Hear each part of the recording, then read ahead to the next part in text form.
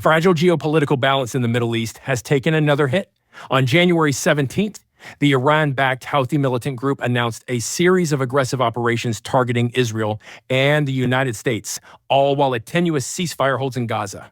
These developments raise serious questions about escalating tensions and the larger forces at play.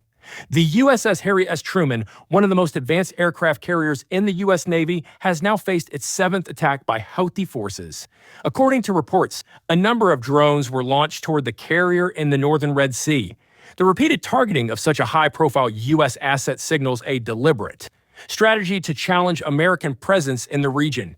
Simultaneously, Houthi forces claimed responsibility for missile and drone attacks on Israeli cities, including Tel Aviv, Ashkelon, and Eilat. 4 cruise missiles were reportedly aimed at what the Houthis described as vital targets.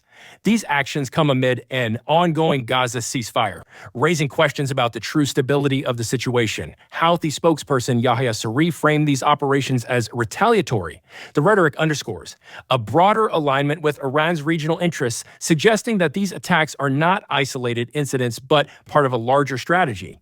Tehran's role remains unofficial yet undeniable as the Houthis continue to act as a proxy force challenging both Israel and the United States. The ramifications of these attacks stretch far beyond the Middle East. For the United States, the repeated targeting of its assets raises critical concerns about the safety of its forces and its broader strategy in the region.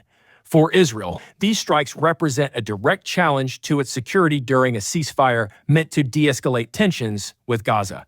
And for the international community, this escalation serves as a reminder of the volatility that continues to define the Middle East. So far, responses from Washington and Jerusalem have been measured, but how long can restraint hold?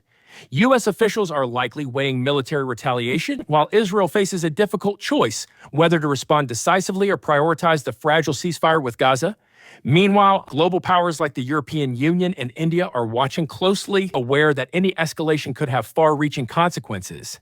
This latest series of attacks underscores the precarious nature of the Middle East. The involvement of proxy forces, the targeting of civilian and military infrastructure, and the strategic timing of these operations suggest a broader narrative at play.